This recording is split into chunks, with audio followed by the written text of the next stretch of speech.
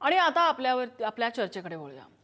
सावधान, तुमच्यावर सीसीटीव्ही कॅमेराची नजर आहे। सार्वजनिक ठिकाणी फिरताना आपण अनेकदा हे वाक्य वाचतो आणि निश्वास सोडतो, कारण सीसीटीव्ही आजूबाजूला असेल तर इथे शक्यतो गैरप्रकार होणार नाही अशी अघोषित शाश्वती आपल्याला आलेली असते। पण आता हाच सीसीटीव्ही किती धोकादायक ठरू शकतो याचं एक उदाहरण गुजरात, राजस्थान या भागामध्ये घडलेलं आहे।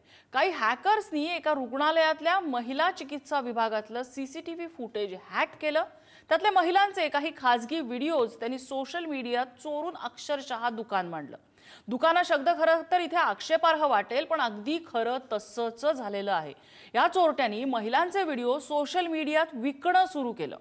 सबस्क्राइब केलेल्या अकाउंटला या व्हिडिओचा ॲक्सेस मिळण्याची सोय होती आणि त्यासाठी त्याचं मार्केटिंग, बल्क विक्री अशी वेगवेगळी खाती सांभाळणारे विभागही यांच्याकडे होते। 50,000 व्हिडिओ तयार झाल्यानंतर पोलिसांना सुगावा लागला आणि त्यांनी सापळा रचत यांच्या मुसक्या आवळल्या। यातलं महाराष्ट्र कनेक्शन असं की लातूरमध्ये यूट्यूबवरती हा व्हिडिओ प्रसिद्ध झाला आणि पोलिसांना याची कुणकुण लागली आणि यातले जे आरोपी पकडले त्याच्यापैकी 3 मुख्य आरोपी हे महाराष्ट्रातले आहेत। पुढे कायद्याने त्यांच्यावर कारवाई होईलच, पण या घटनेने काही प्रश्न उपस्थित झाले आहेत। पहिलं म्हणजे मॉल, सीसीटीव्ही, शाळा, घर, पाळणाघर, रस्ते, मंदिरं सगळ्याच ठिकाणी सीसीटीव्ही आहेत। त्या सीसीटीव्हीच्या डेटाचं काय होतं, त्याची सुरक्षा कशी राखली जाते, त्यात कुणी जर हॅक केलं, या डेटाचा गैरवापर झाला तर जबाबदारी कुणाची? सोशल मीडियात अशी खुलेआम विक्री होते आणि पोलीस प्रशासनाला, सायबर सेलला खबरबातही लागत नाही। हे किती धक्कादायक आहे, किती गंभीर आहे। सोशल मीडिया किती सुरक्षित आहे? CCTV data, social media data याच्या नियमनाचं काही प्रयोजन आहे का आपल्याकडे? अशांना आळा कसा घालणार, यांना हिसका कसा दाखवायचा? आपल्याकडे सध्या कायदे तसे आहेत का आणि असलेले कायदे पुरेसे आहेत का? या सगळ्याच विषयाचा आपल्याला आज उहापोह करायचा आहे।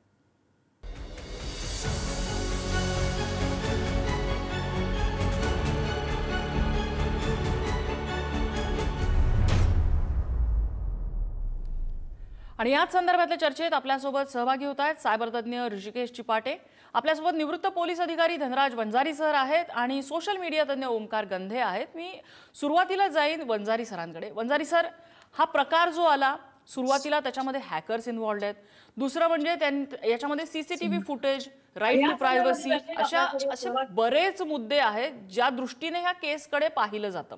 आता यामध्ये जे काही 4-5 आरोपी ताब्यात घेण्यात आलेले आहेत त्यांच्यावर कुठल्या कुठल्या कायद्यानुसार कारवाई होऊ शकते आणि किती गंभीर त्यांना आपण हिसका दाखवू शकतो?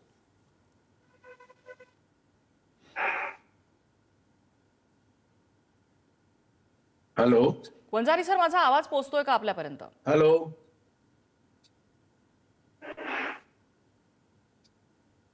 काही तांत्रिक अडचणीमुळे त्यांच्यापर्यंत आवाज पोहोचत नाही। आपण ती लाईन सुधारण्याचा प्रयत्न करूया। मात्र ऋषिकेश चिपाटेंकडे येते। ऋषिकेश, भारतामधले जे कायदे आहेत ते सीसीटीव्ही फुटेजचा अशा प्रकारे गैरवापर रोखण्यासाठी पुरेसे आहेत का?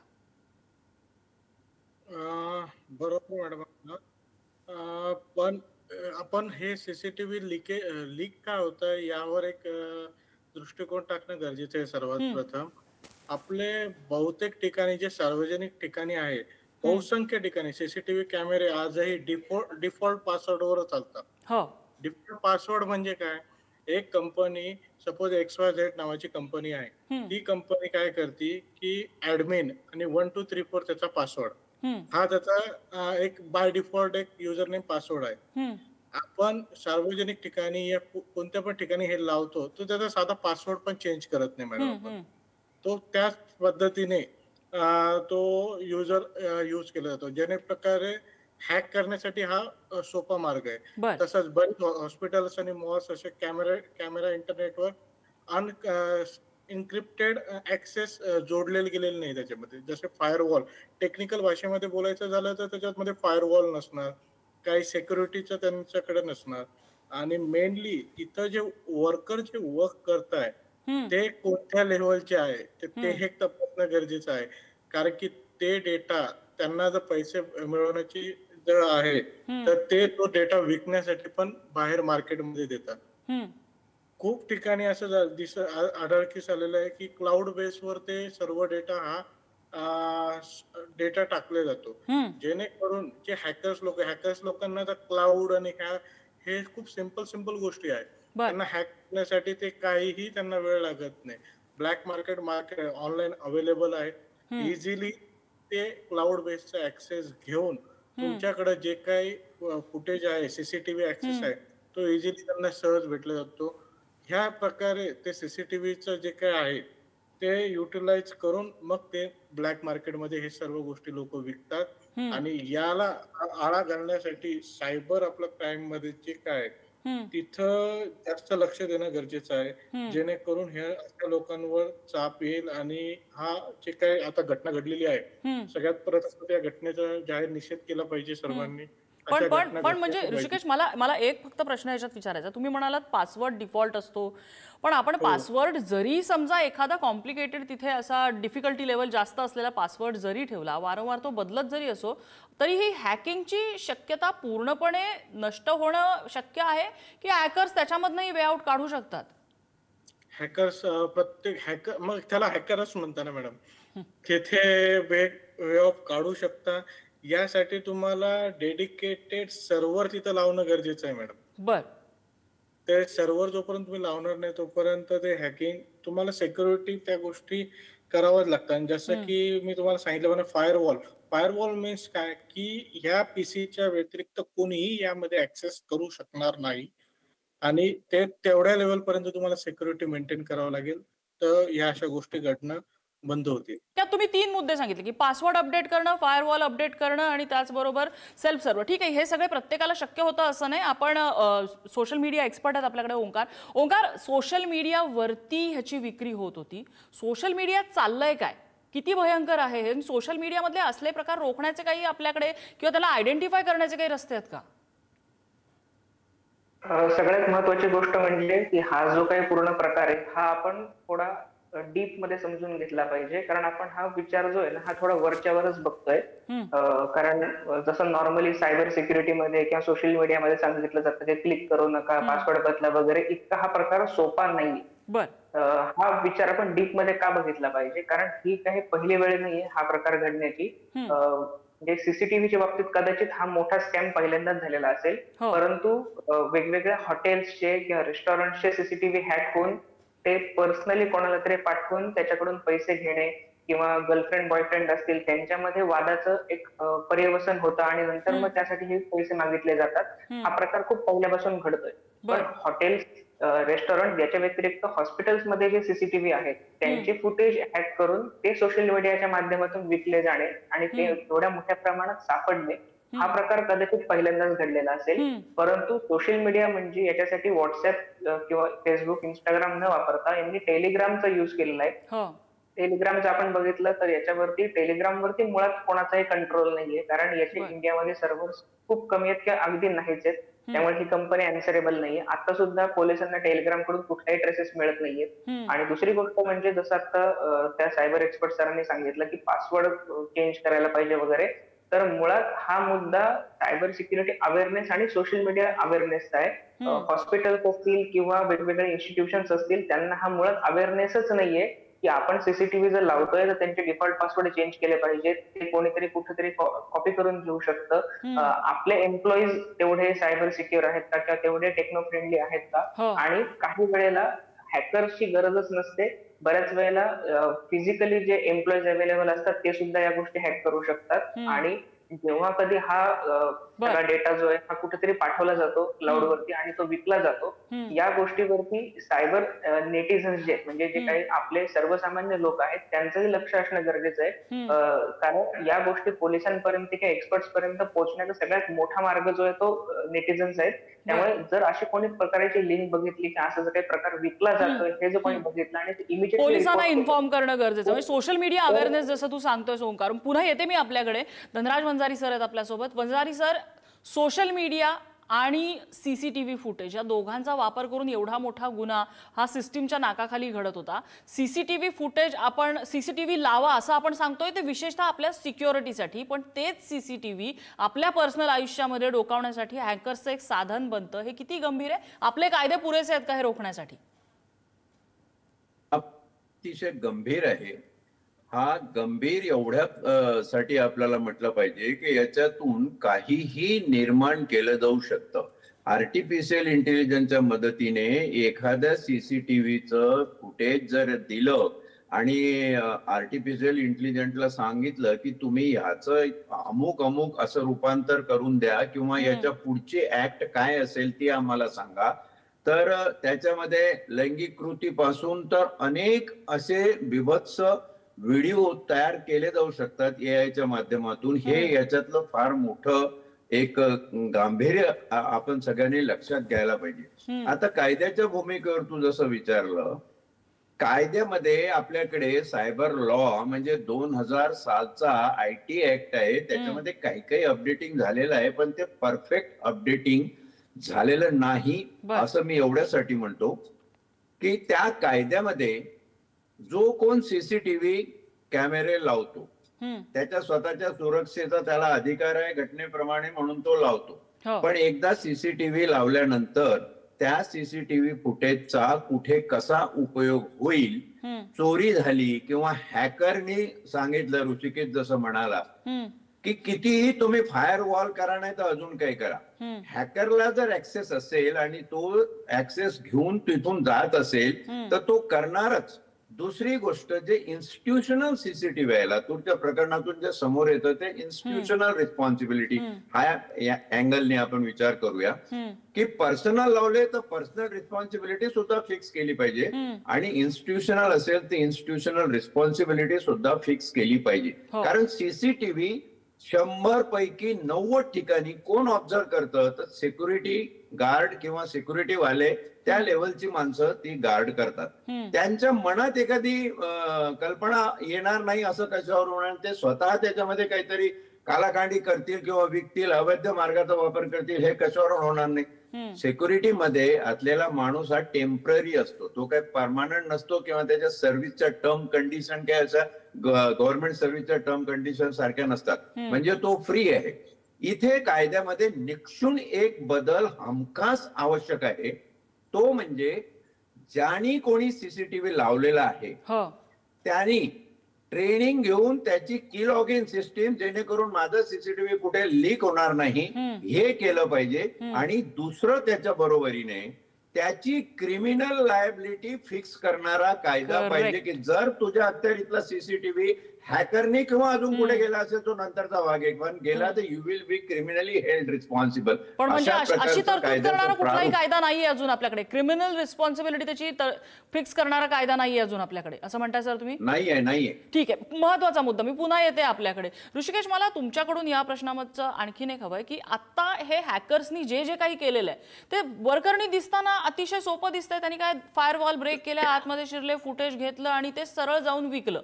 पण ते विकताना तो काही एकटा गुजरातमध्ये बसलेला नव्हता, एक जण लातूरमध्ये होता, एक जण वसईमध्ये होता, एक जण आणखीन कुठे होता. आणि ह्या सगळ्यांचं जे नेटवर्क आहे, हे नेटवर्किंग आणि त्याच्यामध्ये होत असलेलं हे हॅकिंग, हे किती डीप घुसलेलं आहे तंत्रज्ञान, आपण कसं बघू शकतो याकडे? यांचे सर्व लोकांचे वेगवेगळे ग्रुप्स आहे, यांचे टेलिग्राम चॅनल. आता तुम्ही जर बघितलं याच्यामध्ये एक नवीन अजून तुम्हाला एक सांगतो की टेलिग्राम आयडी ने तुम्ही पण त्यांचे जर ऍक्सेस जर बघितला तर त्यामध्ये पण सर्व गोष्टी तुम्हाला सर्व दिसून येतील. यस, यांचे इंस्टाग्राम मध्ये वेगवेगळे ग्रुप्स असतात, त्यामध्ये यांचे चॅटिंग होत असतात आणि यामध्ये यांची पैशाची देवाणघेवाण पण यामधनं सर्व गोष्टी केली जाते, जेणेकरून सर्व गोष्टी त्यांना सोयीस्कररित्या इथं अवेलेबल आहे. तर त्यामुळे ते सहजरित्या त्या गोष्टी करू शकता मॅडम. पण म्हणजे एखाद्याला हॅकिंगची स्किल येत असेल की झालं, तो हे एवढं मोठं जाळं विणू शकतोय? हा, म्हणजे बेसिकली मग तो हॅकिंग, बेसिकली तुम्ही सांगताय की सीसीटीव्ही हॅक करणं हे काही खूप रॉकेट सायन्स नाहीये? काहीच नाही, हे तर काहीच रॉकेट सायन्स नाहीये. हे खूप सिंपल प्रोसेस आहे सीसीटीव्ही हॅक वगैरे करणं. तुम्हाला जर त्याची इन्फॉर्मेशन असेल, तुम्हाला त्याचं नॉलेज असेल, तुम्ही सहजरित्या सीसीटीव्ही हॅक करू शकता. म्हणजे हॅकिंग मधले अगदी बेसिक स्किल्स आहेत जे सीसीटीव्ही हॅकिंगला लागतात? नाही, एवढं पण नाही, पण थोडंसं त्याला नॉलेज पाहिजे. पण या घटनेमध्ये तर असं दिसतंय आहे की तिथं जे लोकल वर्कर जे काम करताय ते त्या गोष्टीमध्ये जास्त एक्सपर्ट आहे. जसं सरांनी सांगितलं आता, सिक्युरिटी गार्ड लोकांना 15,000 रुपये या 20,000 रुपये पेमेंट असणार. अरे त्यांना जर समोरून जर लालूच भेटली की मी तुला 50,000 रुपये देतोय चल बाबा मला हो. ह्या पूर्ण दिवसभराचं मला ठीक आहे. फुटेज इथे दे, ठीक तर आहे. तो सहजरित्या 50,000 रुपये घेऊन तो फुटेज द्यायला त्याच्या घरचं काय असा जातं? ऍक्सेस त्यांना एवढंच मिळणं करतो. सोपं आहे. महत्वाचा मुद्दा हा. Yes. मी ओमकारकडे येते. ओमकार, आता वंजारी सर सांगत होते की इन्स्टिट्यूशनल रिस्पॉन्सिबिलिटी आणि युजर रिस्पॉन्सिबिलिटी असं दोन आहे त्याच्यामध्ये. सोशल मीडियामध्ये जेव्हा आपण बघतो त्यावेळेला त्याच्यामध्ये युजर रिस्पॉन्सिबिलिटीचा मुद्दा येतो. टेलिग्रामच्या बद्दल आपण ज्या वेळेला बोलत होतो, ज्याच्या माध्यमातून मुख्यत्वे हा संपूर्ण गुन्हा हे जाळं विणलं गेलेलं होतं, त्या टेलिग्रामवरती मॉनिटरिंगची सिस्टीम काही आहे का? असतील तर त्यातले काही लूपहोल आहेत का, ज्या लूपहोलचा वापर या क्रिमिनल्सनी केलेला होता? बरोबर. सगळ्यात पहिल्यांदा म्हणजे हा जो काही पूर्ण लूपहोल आहे, तर हा लूपहोल सायबर सिक्युरिटीमध्ये पूर्ण वापरला जातो. याला एक नाव आहे, त्याला म्हणतात OSINT फ्रेमवर्क, म्हणजे ओपन सोर्स इंटेलिजन्स फ्रेमवर्क. बर. याचा परिपूर्ण वापर केला जातो हॅकर्स कडून. आणि ही इन्फॉर्मेशन कोणती इन्फॉर्मेशन असते जी युजर्सनी स्वतःच टाकलेली असते. हो. एक खूप बेसिक काही प्लॅटफॉर्म्स आहेत, काही फेमस नाव आहेत शोडान सारखे, की ज्याच्यामधून तुम्ही डिरेक्टली त्या कल्प्रेटचा किंवा मग डिरेक्टली त्या विक्टिम आयपीचा ऍक्सेस घेऊ शकता आणि युजरनेम पासवर्ड टाकून तुम्ही इझिली ते सीसीटीव्ही हॅक करू शकता. पण याच्यासाठी लागणारी जी बेसिक इन्फॉर्मेशन आहे, ज्याला सोशल इंजिनिअरिंग म्हणतात, ती इन्फॉर्मेशन स्वतःच कुणीतरी प्रोव्हाइड केलेली असते. म्हणजे एक तर त्यांचे एम्प्लॉईज असतील किंवा तिथले काही कामगार असतील किंवा तिथले ऑफिसर्स असतील किंवा मग मोठ्या लेवलचे लोक असतील. कारण जेव्हा कधी तुम्ही अनोळखी एखाद्या लिंक वरती क्लिक करता, तुम्हाला तुम्ही जिथे बसले आहात त्या इन्स्टिट्यूशनल आयपी ऍड्रेस जो आहे तो मिळतो आणि तोच आयपी ऍड्रेस तुमच्या जो काही सीसीटीव्ही आहे त्याला ऍड केलेला असतो. आणि मूळ मुद्दा जो राहिला टेलिग्राम सारखा, तर या सगळ्या गोष्टी कलेक्ट केल्यानंतर यांचे जो काही ग्रुप आहे किंवा हे जे काही यांचं खूप मोठं नेटवर्क आहे, हे पूर्ण नेटवर्क मेटा म्हणजे व्हॉट्सअप, इंस्टाग्राम, फेसबुक याच्या माध्यमातून अजिबातही चालत नाही. कारण मेटा जी कंपनी आहे, फेसबुक, इंस्टाग्राम आणि व्हॉट्सअप मुख्य ज्यांचे प्रोडक्ट्स आहेत, यांचे सगळे डेटा सेंटर्स भारतामध्ये आलेले आहेत आणि त्यांच्यावरती पूर्ण भारत सरकारचं कंट्रोल आहे. त्यामुळे या तिन्ही प्लॅटफॉर्म्सला वगळून जो उरतो तो म्हणजे आपला टेलिग्राम. टेलिग्राम वरती कुठल्याही प्रकारचा भारत सरकारचा अजूनही कंट्रोल नाहीये ना, त्यांचे डेटा सेंटर्स भारतात आहेत. आणि हे पूर्ण नेटवर्क जे हे एका प्रकारे हिडन नेटवर्क आहे, याच्यावरती कुठलाही मोबाईल नंबर दिसत नाही, आयपी ऍड्रेस इझिली बाउन्स केलेला असतो आणि हा सगळा डेटा या प्लॅटफॉर्म वरून विकला जातो. आणि हे जे काही सगळे व्हिडिओज विकले गेले, हे विकले जाण्यासाठी कुठलं तरी बँक अकाउंट गरजेचं आहे. आणि हे बँक अकाउंट जे हे सुद्धा OSINT प्लॅटफॉर्म वरूनच मिळवलं जातं, ज्याला आपण म्यूल अकाउंट असं म्हणतो. म्यूल अकाउंट म्हणजे काय, की गाढवाचं वापरलेलं अकाउंट.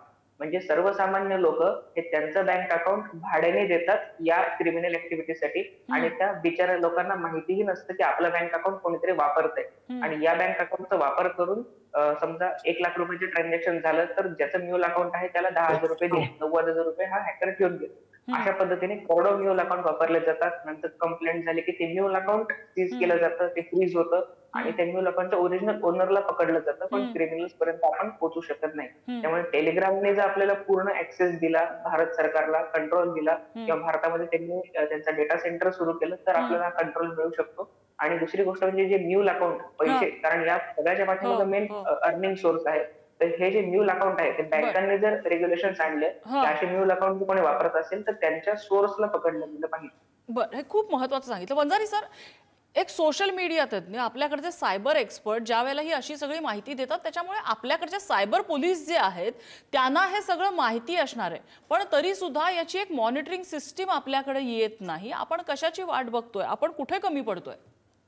नाही, सायबर पोलिसिंग जे आहे, आता स्वतः मी पोलीस ऑफिसर होतो, रिटायरमेंट नंतर माझी स्वतःची सायबर फोरेन्सिक आहे. मी तुला सांगतो, पोलिसांना सुद्धा हे खूप जड जात आहे आव्हान पेलवणं आणि डे टू डे बेसिसवर अपडेट राहणं. त्या मानाने काही अंशी हे कबूल करावं लागेल तुझ्या चॅनलवर की आमची पोलीस यंत्रणा जेवढी अपडेटेड आणि जेवढी इफेक्टिव्ह, सायबर इफेक्टिव्ह असली पाहिजे तेवढी ती नाहीये. पण ते प्रोसेसमध्ये आहे, सगळे वरिष्ठ त्याच्या पाठी लागले आणि रोज त्याच्यावर काही ना काही नवीन नवीन हे निघतं. माझ्याकडे आलेल्या केसेसच्या 2 छोटी उदाहरणं देतो 10 सेकंदात. पहिली, आपण मोबाईलला खूप अंडरमाइन करतो.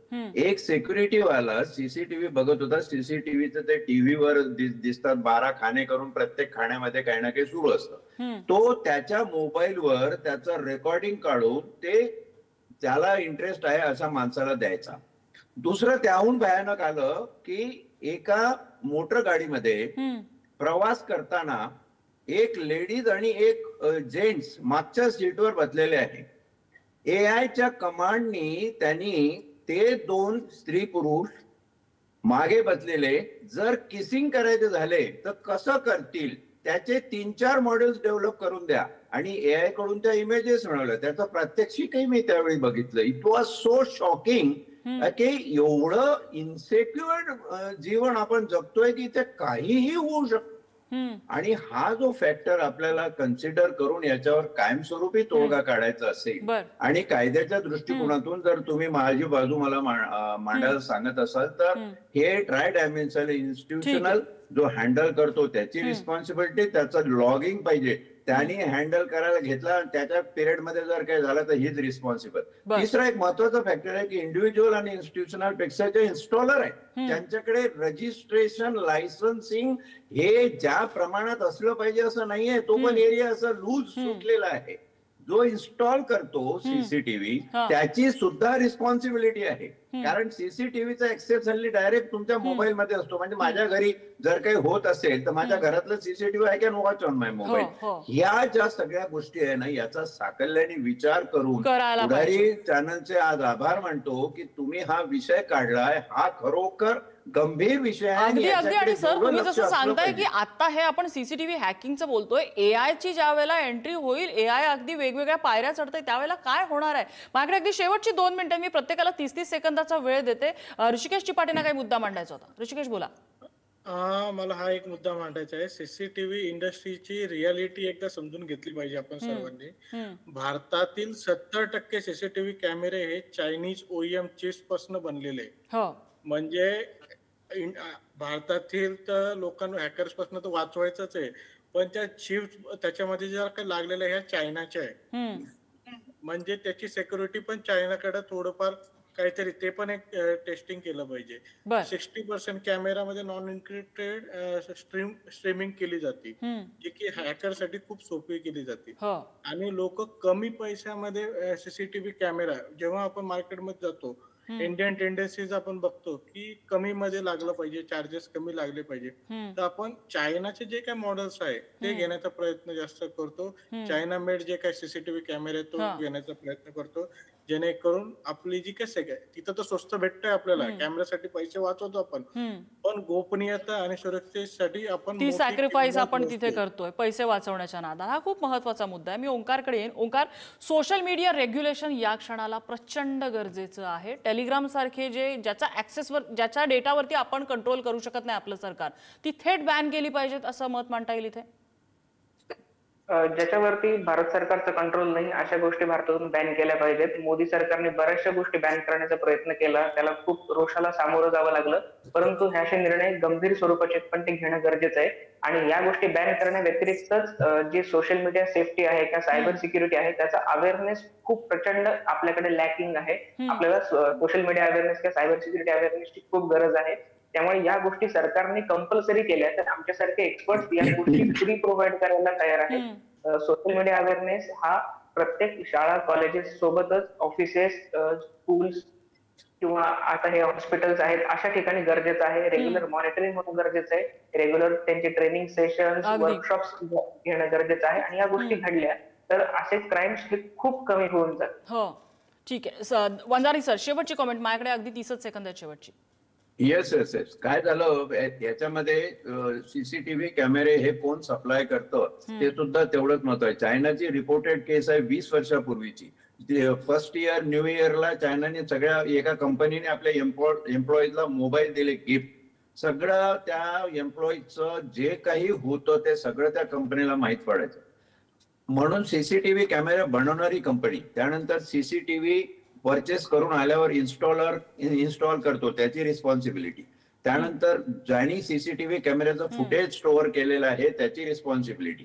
या सगळ्या रिस्पॉन्सिबिलिटी जोपर्यंत तुम्ही कायदेशीर क्रिमिनल लायबिलिटी लावून निक्षून ठरवत नाही तोपर्यंत या क्षेत्रात सुरक्षितता येणं कठीण. अगदी खूप महत्त्वाचा आणि मोठा मुद्दा सर तुम्ही मांडला की कायद्याच्या भाषेत बोलायचं झालं तर कायद्याचा फास हा अधिक घट्ट आवळणं गरजेचं आहे. मात्र ओंकार आणि ऋषिकेश यांनी जे मुद्दे मांडले त्यानुसार एक काळ असा होता की शाळेत लैंगिक शिक्षण द्यावं का हा प्रश्न पडायचा, पण आता त्याही बरंच पुढे जेन झी आणि जेन अल्फा गेलेले आहेत. लैंगिक शिक्षण तर द्यावंच, पण त्याच्या पुढे जाऊन सोशल सिक्युरिटी, समाज माध्यमांची ओळख हे सगळं काही आता शाळा कॉलेजेसमध्ये शिकवावं लागणार आहे, जेणेकरून हे असे प्रकार होणार नाहीत आणि सोशल मीडियावरती हे असं घाणेरडा जो काही नाच चाललेला आहे तो होणार नाही, त्याला कुणी बळी पडणार नाही. या चर्चेसाठी सगळ्या मान्यवरांनी आपल्याला वेळ दिला. सगळ्यांचे आभार. आजचा धुळा इथेच थांबतोय.